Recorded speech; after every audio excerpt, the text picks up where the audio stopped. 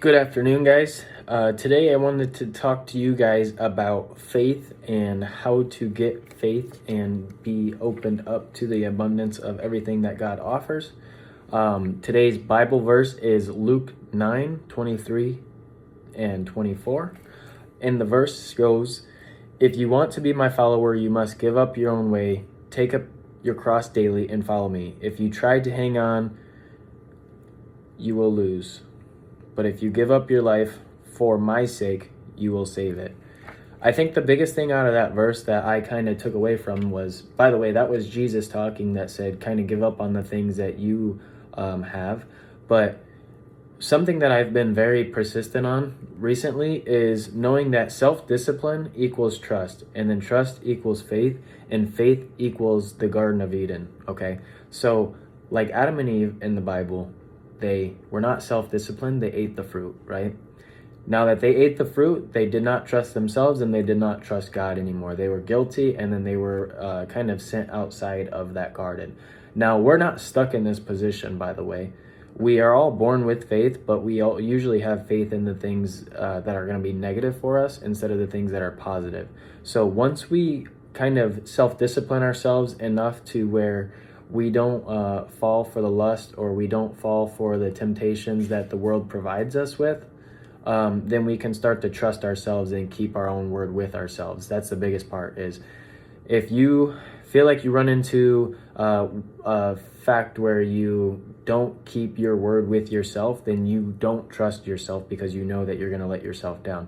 So once we're able to trust ourselves, we're able to trust God, because He is in us. And if we cannot trust ourselves, then we can't learn how to trust Him. So once we're self-disciplined enough to, maybe we do something and we slip up, but then being able to consciously and pursue the things that we're wanting and kind of persistently do it, then we're able to learn to trust ourselves. And once we trust ourselves, we're able to have faith. And faith is blind. We don't think about it. We just do it.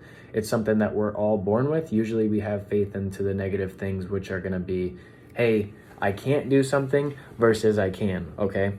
Now, once we have faith, we're able to access that Garden of Eden again, which that garden is going to be our mind. We need to take control of our minds, because we use everything in this world that you've ever seen or used has been thought by someone in the past and then created from an imagination or from someone's mind that made it a possibility. So being able to control your mind is a big deal. I think after you control your mind, God is able to speak to you, whether you believe in God, Jesus, Buddha, if you're Muslim, any of that stuff. It doesn't matter, because at the end of it, it really comes down to trusting yourself and the word that you hear in your head.